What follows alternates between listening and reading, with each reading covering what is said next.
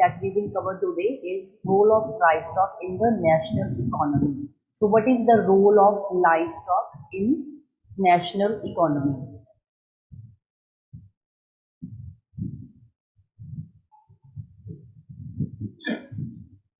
So firstly, introduction. So livestock farming is a very important part of crop farming because it adds the nutritional security and also eliminate the poverty from the society. So how it add the nutritional security? Because if we talk about the animals are giving us many products like and these cows and buffaloes are giving us milk and many of the products like cheese, butter, curd, yogurt. These products are made from the milk, and this we are getting from the animals. Then this meat, we are also getting meat from the animals, right? So it adds nutritional security in our diet, right? And then poverty alleviation, because most of the farmers and most of the rural population are dependent upon the any kind of farming, like mixed farming. If they are having very less land, then they adopt livestock farming, right? So they are getting income, they are adding their income source from the animals, right? So the returns from the livestock, especially in dairying and mixed farming, are larger and highly sustainable. So returns means the income that is generated from the animals in sector of dairy or in sector of mixed farming. So most of the small sized holdings, small farmers, you can say, and the medium farmers, they are getting most of the income from this dairy farming or poultry farming, right? So this income or these returns are highly sustainable. Next, here is the livestock sector. That what is the share of our cattle, buffaloes in the world? Well, what is the rank of our sector of dairy in the world? So, if we talk about cattle, the cattle population in India is 209.08 million, and it share 12.5% in the total world's livestock, right? So, cattle population is maximum in India, but the share is in the it whole second position in whole of the world. If we talk about buffaloes, the population of buffaloes in India is 108.7 million, which is 56.7% of total world's share. It means that in only in India shares 56.7% of the total world population of buffaloes, and it ranks first in position. Right next, if we talk about sheep, the population of sheep in India is 65 million, that is 2.4% share of India in the whole world's livestock. And for goat, the population of goat is 135 million, and the share is same as the sheep, 2.4% in the world's livestock. Pig share is somewhat less, that is only 1.5%, and the population of pig is 10.29 millions, and the share of poultry in the world sector is 3.1%, and the population of poultry in India is 3,430 million. So this is the population of different species in India, and what is their percent share in the world's livestock. So now the production parameters, that there are many products that we are getting from animals like milk, egg, wool, meat. So in India, the what is the production of these products? Firstly, we talk about milk. The production of milk in India is 81 million tons, and this is number one in the world, right? So milk production in India is number one in the world, right? And it contributes about 14% of the total world milk production. Next, eggs production. Eggs production in India is 32.4 billion eggs, and the rank of egg production is fifth in the world. Right now, wool. The production of wool is 47.6 million kg, and the production of meat is 4.7 million tons. Now, what is the importance of livestock farming? Why people are depending upon the livestock farming? Because this livestock farming is giving so much benefit to the farmers, or to the people, or to the rural people. So people are generating income, people are getting so many benefits. So we will discuss here. Uh, this livestock farming supporting about 2 by third of the rural population, means the population living in the rural areas, if there are 100 people, then mostly 75 people of the rural population are getting supporting their livelihood from the livestock farming. So two-third of the rural population is dependent upon the livestock farming. Okay, so we were talking about the importance of livestock farming. So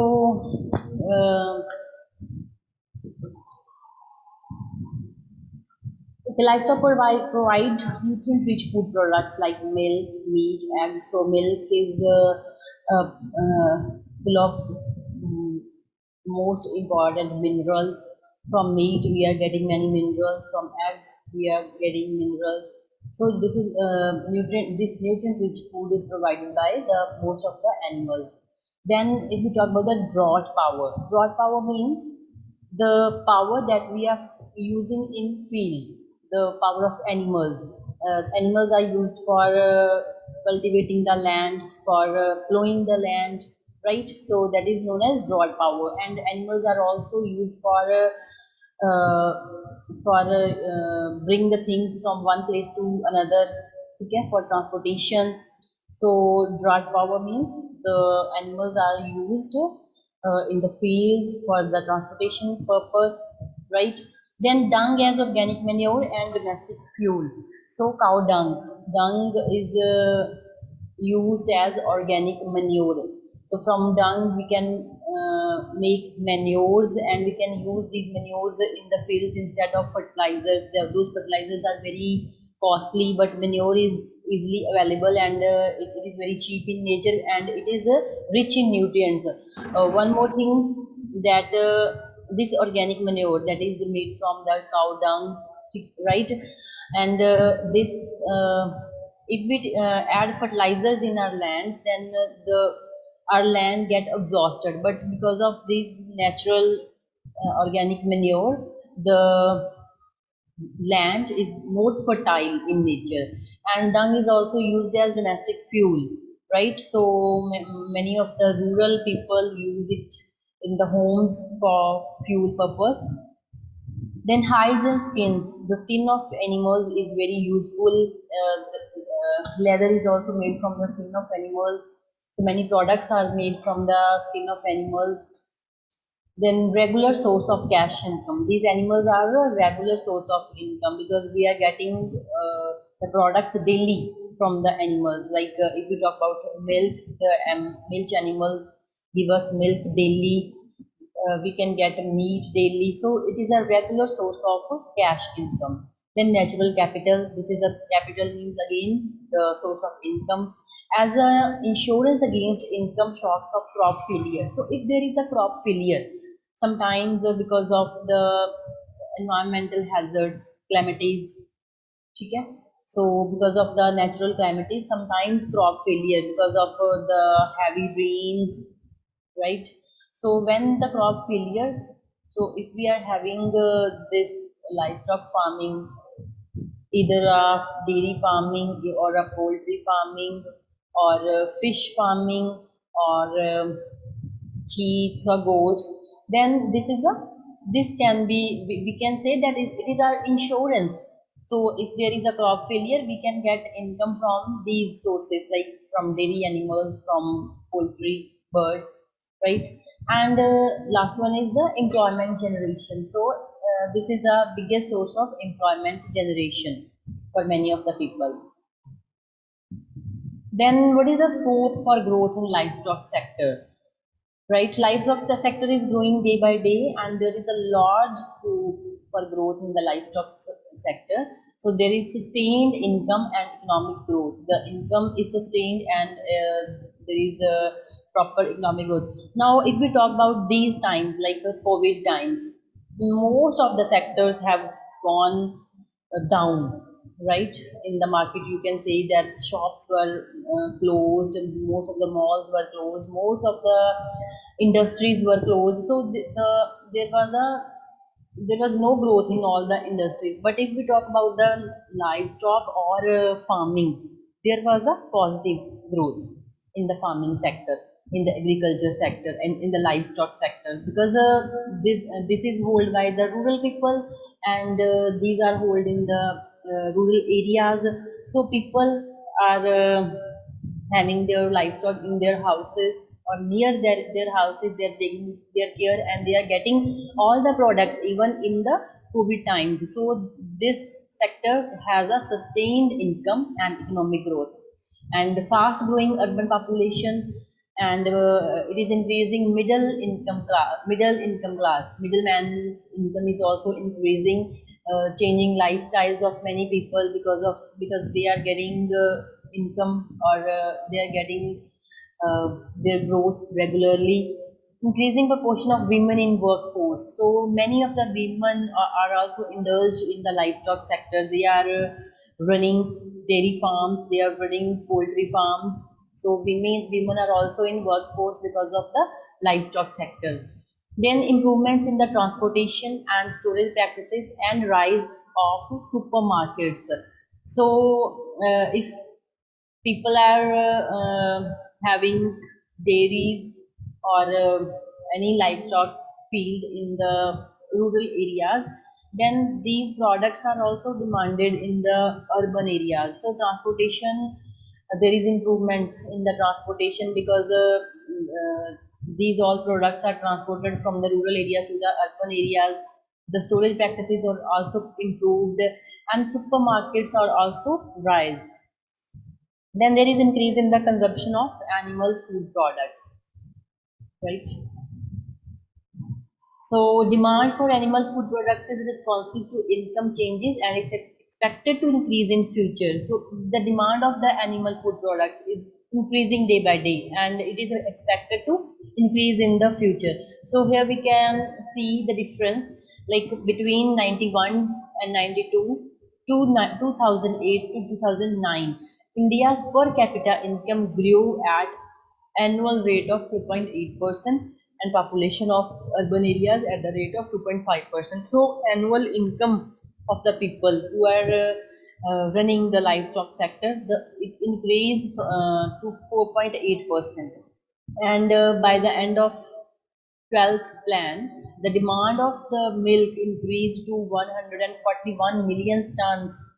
The demand of milk is increasing, demand of meat is increasing, demand for eggs, fish, all these all is increasing, right? So global market for animal products is expanding fast, and is an opportunity for India to improve its participation in the global market, because these animal products are also exported to the other countries. So global market, there is a name for the livestock sector in the global market also. Now the growth rate of livestock sector. What is that growth rate? So livestock sector is growing every year, growing after every 10 years, growing every year. So annual rate of 5.3% during 1980s. It grew at a rate of 5.3% in 1980s, and during 1990s it grew at 3.9%, and then during 2000s it grew at 3.6%. So it is growing. The sector is growing every year or every decade. So despite deceleration, growth in livestock sector remained about 1.5 times larger than the crop sector. So if there is any decrease in any industry, decrease in any of the sector, but the livestock sector is remained at par, and about 1.5 times larger growth is in the livestock sector. And it implies the critical role of livestock sector in cushioning agricultural growth. So if the livestock sector is growing, agricultural growth is also increasing. Then, if we talk about land and livestock holding, that the land, people having land, they are doing farming also, agriculture also, and they are also having livestock. So, distribution of livestock is more equitable than that of land. Like if we talk about the marginal people, marginal farmers, some of the farmers having a very less land, like 1 acre, 2 acre holdings only, and other farmers having 10 acres land and some other 50 acres land. So land, there is a no equitable. But in case of livestock, there is a equitable. Livestock sector is equitable. So marginal farm hold households comprise 48% of the rural households, but they control more than 50% of country's cattle and buffalo, 2 by third of the small animals, 2 by third of poultry, and 24% of land. So marginal farmers having less land, they are having less than 1 hectare of land, that is nearly 2 acre or 2.5 acre of land, but they are also holding poultry, cattle, buffaloes, small animals, right? So they are having land and this kind of sector like the dairy farming or poultry farming, right? So nearly 70% of the rural household keeps one or other form of livestock. So rural households, they are also having land, they are doing agriculture as well as they are keeping the form of livestock. It may be buffaloes, it may be cows, it may be poultry, it may be sheep, pigs, or goats, right? So they are having one form or the other form of livestock. Now, economic contribution of livestock. What is the economic contribution of livestock in our in India or in different states? So, livestock has been an important source of livelihood for small farmers. Livestock contribute about 16% to the farmer's income, right? So, farmer income source is the main source, and about 16% of the income is added by the livestock. So in other states like in Gujarat, 24.4% of income is getting the farmers getting from the livestock sector. In Haryana, same 24.2% income is from livestock sector. In Punjab, 20.2% income is generated from the livestock, and in Bihar, 18.7% income is generated from livestock. Then per capita recommendation and availability. So we are getting milk from the animals, we are getting eggs from the animals, we are getting meat from the animals, but even India is producing tons of milk, tons of eggs, tons of meat, but we are not getting the proper required quantity of the all the commodities. That means per capita milk availability is only 221 grams per day, whereas the requirement is 280 grams per day. Means per capita means per person requirement of milk, daily requirement of milk is 280 grams per day, but we are getting only 221 grams per day. Can you understand this? That the requirement of milk per person is 280 grams per day, but a person is getting only 221 grams of milk per day. Then same is with the availability of eggs and requirement. The requirement of egg per person is 180 per year, but the availability is only 33 eggs per year. Then if we talk about the meat, poultry meat requirement per person is 10 kg per year, but the availability of poultry meat is only 700 grams per person per year. So availability is very less. It means that we need to produce more. Only if we produce more, then we can get the equal amount of the required amount of the required quantity of the poultry meat, the required quantity of eggs, the required quantities of milk. So if we produce more milk, it we can produce more milk only by adopting dairy farming. If we adopt dairy farming, we can produce more milk, and then per capita availability will be same as the requirement, right? Then if we talk about the livestock and poverty alleviation, that livestock, the people who are having livestock sector, and they are elevating their poverty, right? So how it is possible? The distribution pattern of income and employment show that small farm households hold more opportunities in livestock production. Means the people having small farms, they are having more opportunities to have livestock production. If they are producing, if they are having dairy farms, they will produce more, they will generate employment, they will generate income, and they can reduce their poverty. So incidence of rural poverty is less in states like Punjab, Haryana, Jammu Kashmir, Madhya Pradesh, Kerala, Gujarat, Rajasthan, where livestock accounts for a sizable share of agricultural income as well as employment. So the states like Punjab, Haryana, Jammu Kashmir, these states have less rural poverty as compared to the other states. Why? Because they are having livestock sector, right? They are generating income from the livestock. So that is why the rural poverty is less in these states.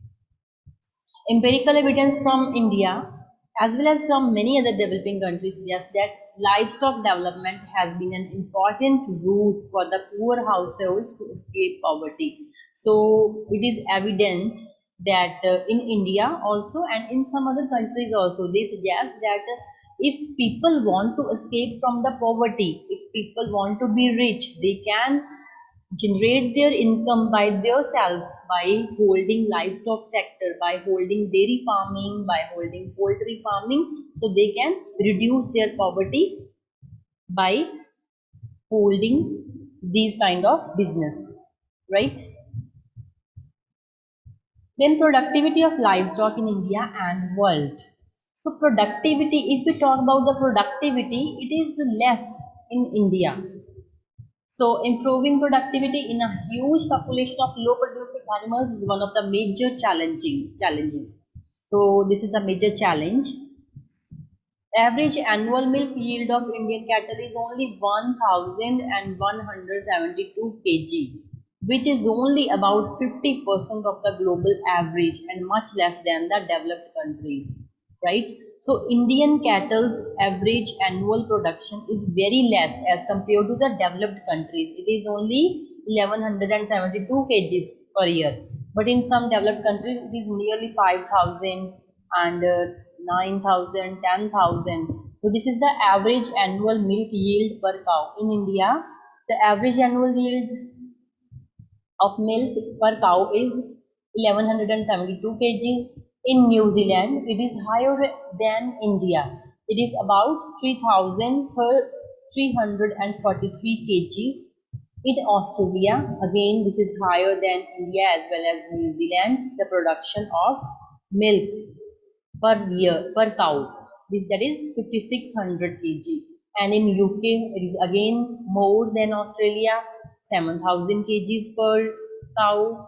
In US the annual average milk yield is 9,300, and in Israel it is highest, that is 10,214 kg of milk is produced per year per cow, right? So annual production or productivity is highest in Israel but lowest in India. Next, what is the feed and fodder scenario? So if we are having livestock, we need feed for them. If we will feed them properly, if we are feeding them properly nutrient food, then only they can give us the good quality products, the products with the rich in minerals, with rich in nutrition. So livestock derive major part of their energy requirement from agricultural byproducts and crop residues. So livestock, the feed of livestock is majorly from the agricultural byproducts and from the crop residues. Hardly 5% of the cropped area is utilized to grow fodder. So, much of the land is under agriculture, but the land that is under agriculture, only 5% of that cropped area is utilized to grow fodder. If we will grow fodder, then only we can feed our livestock, and then only we can get the proper yield from the livestock. So this area, 5% of the cropped area is very less for the fodder, right? So we need to increase this area for fodder. So India is deficient in dry fodder by 11%. Means we need 11% more dry fodder. We need 35% more green fodder, and we need 28% more concentrates that are given to our livestock. So common grazing lands too have been deteriorating quantitatively and qualitatively. So uh, these animals are getting feed from the fodders as well as from the grazing lands, but these grazing lands are also deteriorating. These are deteriorating quantitatively as well as qualitatively. Then livestock health status. Only a healthy cow, a healthy buffalo, healthy poultry birds, healthy sheep, goat, only healthy animals can give us healthy products. So there are some diseases that are frequently outbreaks. These are like foot and mouth disease in cattle, black water in cattle, influenza. So these are the common diseases that frequently outbreaks, and if they affect the livestock health and productivity. If the health of the livestock is affected, then the productivity will also be affected. So India has about 55,000 veterinary institutions, including polyclinics, hospitals, dispensaries, and stockman centers. Right? So there are many veterinary institutes from where the health, livestock sector health can be checked up. Veterinary and animal health services are largely in public sector domain and remain poor. So the health services are not very good in India. Then budget spending on livestock sector. So there is always budget in every sector. For agriculture sector, there is a budget from the government. For a livestock sector, for industry. So what is the budget for a livestock sector?